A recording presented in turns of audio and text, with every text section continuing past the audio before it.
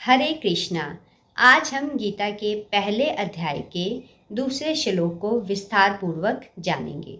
संजय उवाच दृष्ट्वा तु पाण्डवानीकं व्यूढं दुर्योधनस्तथा आचार्यमुपसंगमय राजा वचनं ब्रवीत।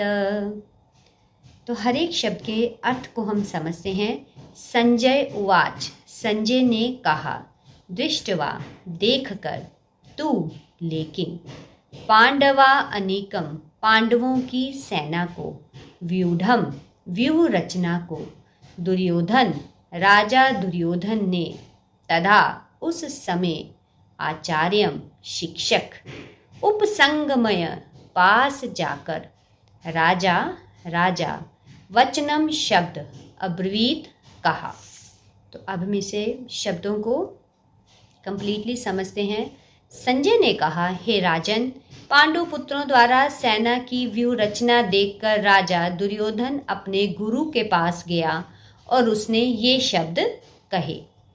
तो इनको हम और अधिक विस्तार पूर्वक समझते हैं।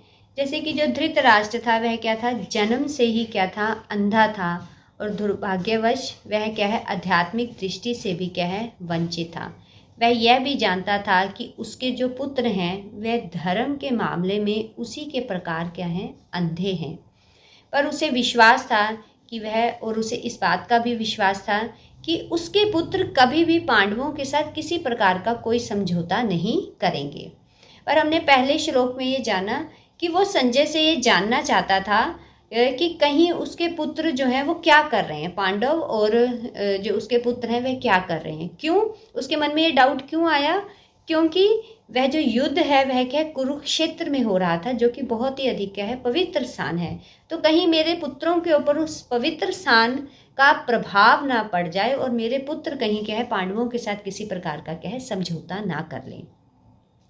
तो जो संजय है वो पहले श्लोक से उनके मन के विचारों को वह समझ लेते हैं और वह धृतराष्ट्र को प्रोत्साहित करते हुए जो है सेकंड श्लोक में यह कहते हैं कि उनका जो पुत्र दुर्योधन है वह पांडवों की व्यूह रचना को देखकर द्रोणाचार्य जी के पास जो है वास्तविक स्थिति को अवगत कराने के लिए क्या है, गए हैं। अर्थात आप निश्चित रहिए, आपके पुत्रों के ऊपर उस तीर्थ स्थान का कोई भी प्रभाव क्या है, वह नहीं पड़ा है।